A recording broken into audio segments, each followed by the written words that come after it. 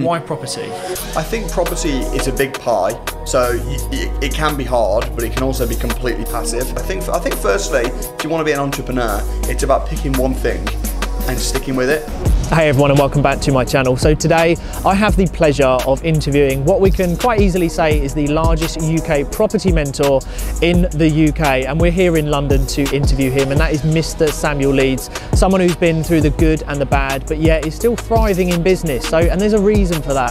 So today I'm going to tap into the exact reasons to why Samuel got into property, his background, and of course a lot of the questions that have been sent over to me, you the watchers who want to know the answers to, and that's what we're going to find out in this part 1 and part 2.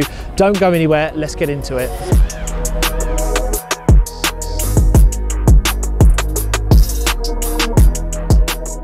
Hey everyone, and welcome back to my channel. So I'm delighted to welcome Mr. Samuel Leeds, but before we dive into this episode, I'd just like to say a big thank you to Casita Properties, who is kindly sponsoring this episode, and they are the UK leading property company of discreet off-market buy-to-let sales, and all of their links will be in the description below.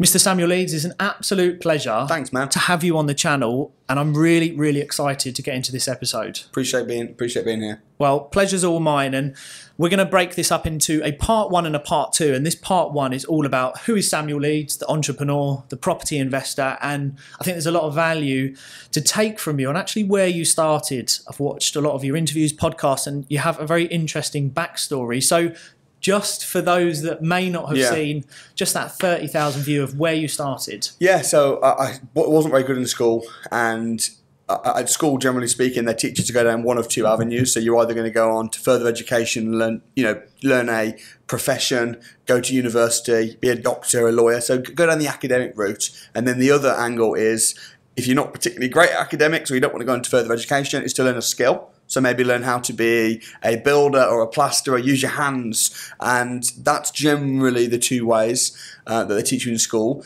But what they don't talk about is business at all in school, entrepreneurship, finance. You're a finance guy. At school, they don't teach you anything about finance. So it was when I was about 15, I read the book Screw It, Let's Do It by Richard Branson, when I was like, oh, he's not a builder or a doctor. He's actually something different, and maybe I could do that. And that was really the beginning of it. So, it was around about 15 when I started my first business, which was a plastering company. So I was basically hired to go and plaster people's walls and homes, but then I would usher out the work. And not many people know about this, actually. This was my first proper business prior to, selling sweets and stuff.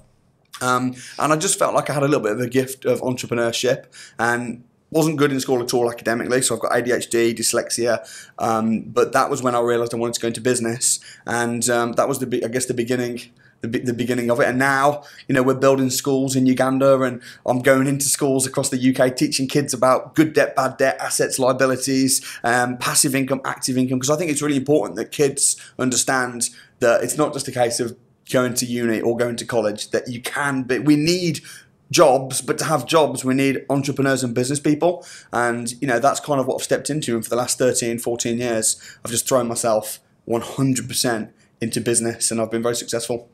It's a fantastic backstory, and for, most people that are going to be watching this will know of your backstory, have read your book, checked out your videos, and what's really interesting is that you've really sort of thrived in being an entrepreneur, in the sense of you have built up multiple businesses now to the point where financially you're in a good position. And what I want to touch on a little bit later, and we'll touch more on part 2, is that you've been through the good and the bad. And what I want to start with is, being an entrepreneur, there are going to be a lot of hurdles. So for those that are going to be watching this and looking to take value from this, is that many people are on the fence because there's a lot of noise. There's a lot of marketing behind different strategies, different businesses. How do you think someone focuses in a world where there are so many avenues, where someone has this entrepreneur fire? You're sitting there and you're thinking, I really don't want to do this 9 to 5. How does someone focus and actually identify that, okay, I need to try this and this? Yeah, that's a really good question. And there's so many. People say, oh, you can learn everything online for free. But actually, there's so many voices online about what the best business is, what the best strategy is, and so many contradictory ideas around entrepreneurship. But I think firstly, if you want to be an entrepreneur, it's about picking one thing and sticking with it. So rather than trying, and I've done this, and there's been times where I did a bit of network marketing and did plastering, did this, but property was the one that I picked. I was like, right, from a young age, I'm going to crush property. I'm going to buy it, control it, manage it, sell it, flip it, refurb it, everything around property. And I think that was a smart decision, because I see a lot of people in today, they're like doing Amazon drop shipping, and then they're doing cryptos and this and this and this, and they end up not being successful in anything. There's a lot of entrepreneurs around. They just really fancy themselves as an entrepreneur. And there's nothing wrong with that. But I think the way to be successful is to pick one strategy and say, right, this is my focus, and I'm just going to go all in at this. And the grass is always greener on the other side. But then that's because maybe you're not watering your garden, so just really focusing on it. I think that will probably be my best advice with all the opinions on the internet. So very much that focus on one course until successful. Yeah, that saying. I think so. I think focus is so important. Otherwise, you'll try a little bit of this, try a little bit of this, try a little bit of this, and you'll fail in everything. And you'll think, oh, it doesn't work. But it's like, well, no, because you never actually said, this is my strategy, this is what I'm going to do. And even in property, I see people, even within property itself, oh, I'm going to try rent to rent, I'm going to try and flip, I'm going to try, and people get distracted even within property. So yeah, find your niche, find what you love to do, and then just stick with it. And people will always tell you, oh, why don't you do this, or why don't you do a bit of this, and try and pull your hair from pillar to post. But you just got to find your mountain and climb to the top. So how does someone identify when they need to cut their losses? So that's something else. Is where people try and sell a dead horse. Is at what point do you go, I've tried it, it's not working out for me? What would be your point where you go, it wasn't for me, I now need to cut it off? What's that point for you? What does it look like? I think that's a really good question. And again, there's been times when I've done that. I've been pushing a business. We had a letting agency at one point, and we had over 100 tenants, and we were trying to really grow that. And it got to the point where I was spending so much time and energy on it, but that wasn't where my money was coming from.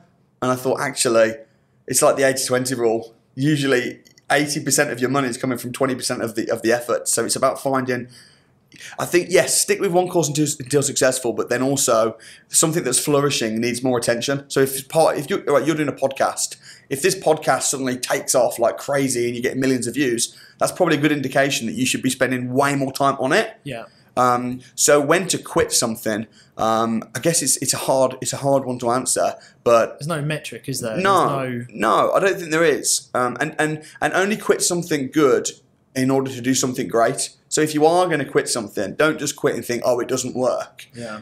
Because I do agree with that. I always say, when I hear people say, I'm going to quit my job, and actually there's a conversation that happened not too long ago, and the person watches this, they'll know I'm referring to them, is they were going to quit their job, and I said, you have to be absolutely sure if you're going to quit your job. And if you do, you have to make sure you replace that with maximum productivity in order to justify why you've quit that job. Yeah. You really have to a question that it. comes up to me all the time, people saying, should I quit my job?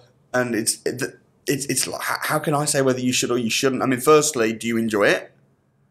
If you absolutely hate your job and you've got no dependables and you're making £1,500 a month and you know 100% that you could do that in a business, then maybe you should. But generally speaking, yeah, I think the advice is replace your income first before quitting your job. Yeah. Make sure you've got money coming in. Jim Rohn says work full-time on your job and part-time on your fortune until your fortune replaces your job, and then it gets exciting because then you can work full-time on your fortune, which is when you're going to start building real wealth. Jim Rohn, actually, that's a great book. For anyone watching, go watch like his Ultimate Library. It's brilliant. Jim Rohn, thousands of hours I've listened to Jim Rohn. Yeah, that's Jim Rohn is the man to go to. So for Samuel Leeds, why property? Because I'm in finance, and I've understood and learned that there's also other ways to make, I wouldn't say quick, because work goes behind closed doors, but relatively good money rather than without the hassle. So why for Samuel Leeds was it property? Did it happen organically? And why is the pursuit for property still there? Because you could, I imagine, have the chance to launch multiple businesses. So why property? I think property is a big pie. So it can be hard, but it can also be completely passive. So one of the ways that we've made money in our property business is by joint venturing with people. So we've put our money into other people's deals, and the agreement is we put the money in, but nothing else. So is that hard? Well, no, it's about as easy as it can get. The reason I've chosen property, a couple of reasons. Number one is because it will outlive me. And business, if you look at the successful businesses, and if you want to invest in a business, it might be that that business goes bust. I mean, most car businesses go bust. A lot of businesses can go bust. So I think that's for one. Second is you can leverage banks' money. So if you want to invest in stocks, you can't get a mortgage on a stock.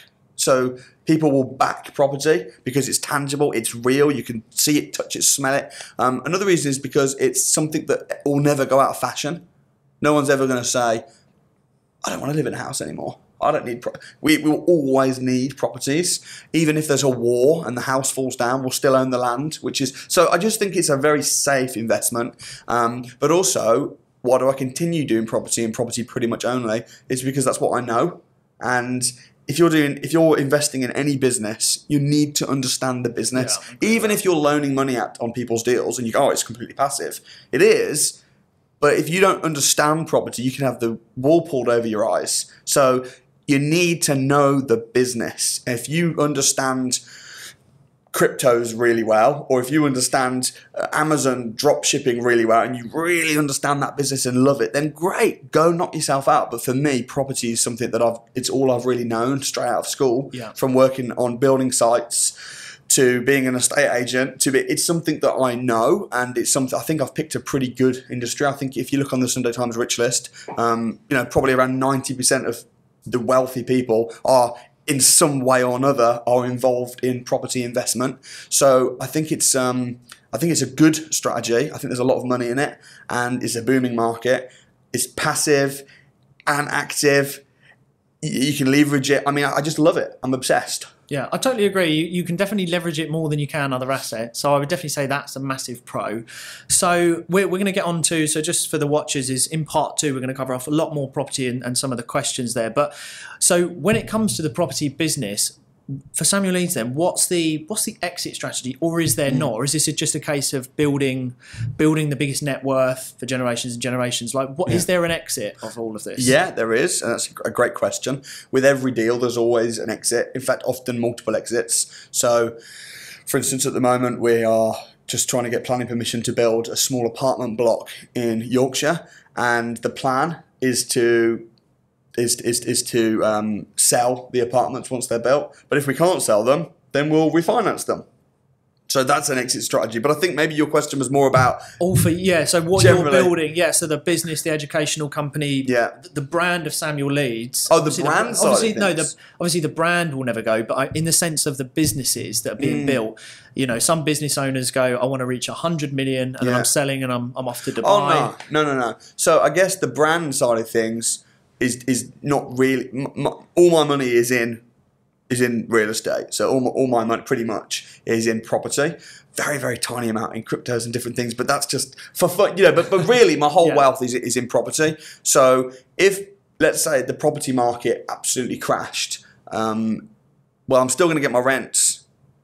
I'm diversified within property. I've got serviced apartments, holiday lets, HMOs, single lets, council run properties. So I don't think we're ever going to be in a situation, and I'm not being arrogant or anything like that, or I would never say never, but I can't possibly envision there being a situation whereby property, all different avenues of property, the holiday lets, the council houses, the flats, the serviced accommodation, is just crushed and doesn't work anymore. I just can't see it happening. Yeah. The only way it would happen would be if there was a massive plague or something, or there was some World War III where everyone... But then my net worth will be the least of my worries then anyway. I'll be more worried about whether I'm alive or dead. So on the property side of things, I feel like it's quite safe. And of course, every deal that I do has an exit strategy. In terms of my brand, do I have an exit strategy with my brand business? Well, not really, no, because really my brand, the purpose of that is to leave a legacy. It's so that when I'm gone, people can still... I've impacted people. I don't want to be remembered for having the highest net worth. I want to be remembered for impacting the most people. So...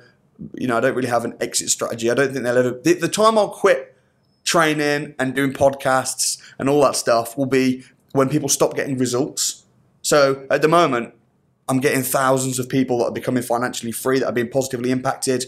I'm having winners on a Wednesday every week coming through my show. If that stopped, if there was no fruit, if it was just like, oh, I'm just training for the sake of it and no one's actually doing what I'm saying and no one's actually having their lives changed, then the return would suddenly be dead, and then that's when I would quit. So, really interesting points, which leads me on to a question people always ask, and this comes up quite a lot, is obviously property, and through the likes of YouTube, social media, the internet, it has such a huge marketing budget almost that, you know, Kevin McDonald's popping up every 5 minutes, all these different people are popping up every 5 minutes. Is that, do you think also, I know you're a property guy, but do you also think there's a huge marketing budget that a lot of people may think that the default would be property to leave the 9 to 5, opposed to perhaps if they do have a passion for something else, they just don't know it yet? Do you think property overall does have a really big marketing budget? I think on Facebook, you're probably seeing those ads because you're interested in property. But if you were interested in Amazon dropshipping, you'd probably see those Quite ads. possibly, actually, yeah. You know what I mean? Yeah. Like, the internet is, I mean, geez, the internet has literally got everything. So, and if you're interested in something and you go on those sites and click on those ads, you'll see more of it. So I guess the question is, do people go to property as the go-to way to make money when there's other ways? Maybe. I think it's because it's the best. I think property, everybody knows that the way to create wealth is in. I was just watching Undercover Billionaire. I'm a bit late to the party, where Grant Cardone, and I'm only in episode 2 at the moment, but it's like, right, how are we going to make $1 million from scratch? Real estate. Straight away, they're looking at buildings, but maybe. But hey, if there's other ways, of course. I think business as well. I think businesses. I've got a lot of friends that have made loads of money in business, buying, building businesses, selling businesses. But I guess there's something about property. People just love it. They're owning property, getting the keys to it. It's quite an exciting feeling. It's quite a tangible thing to say, and it's quite nice to turn around and say we have property or there's property. So I definitely think there's a token element to it, and it's funny because where I work with some very wealthy individuals, I actually, from conversations, it's funny because when I say, what's your involvement in property, I think it's a split, and I don't know what your take on this is, and if you know people that are similar, is you do get the people that go, I love property, but then also business owners that have done very well. When you mention property, they're like, oh, it's okay, someone buys it for me. They literally just take the funds and buy it. So I always find there's a real split, and there's a certain individual that I know earns, it's like 200 million plus a year, has no interest in property, but still buys it. Yeah. So what do you think? Why do you think there's a difference between some business owners that are like, okay, I know I need to buy it, but I have no interest, and then there's some property people who are like, I love it? Because I know one guy, if you check out his company's house, 182 million, only property. So I see two sides to it. What's your take on that? Well, it's interesting that the way you've just said it, they're all in property. Yeah. They're either in it and they love it and they're actively, excited, or they're just like, oh, I'm really loving my business, but I'll dump my profits into property because it's a safe asset. Either which way, they're both smart enough to realise that they probably should be in property. I think it depends on what they love, doesn't it? I think, I've got some really good friends that are very, very, very successful in business, but they've all then got into property. So, the Edmonstons, I go to church with them. They've got they own Subaru in Europe. They made a lot of money in cars. But then now I know that they're making more money. Initially, they started in property from the profits of their car business, but now I know that they're making substantially more money from their property business than they are even their car business, which most people don't even know or are aware of. So I guess it just depends on what they love. If you love business, if you love selling mugs and you've got a mug business and you're making loads of money doing it, and then that's all you want to focus on, great. You dump the profits into property, make it passive, but keep doing what you love. So it really depends on the individual. But for me, my business, my fast pound, my trading business is property, and then my dump the money into this is also property. So I've got 2 property businesses because I'm just in love with property. But I think it really just depends on the individual. Yeah, I think most savvy business owners that are generating good profit end up in property, whether they love it or whether they don't, like you just said. So we're going to wrap it up for part 1. Do stick around and join us for part 2. So we found out who Samuel Leeds is, what's going on, because part 2, we're going to obviously touch on some of the hotter debates and obviously those questions that many put on the Instagram. So don't go anywhere. Join us for part 2.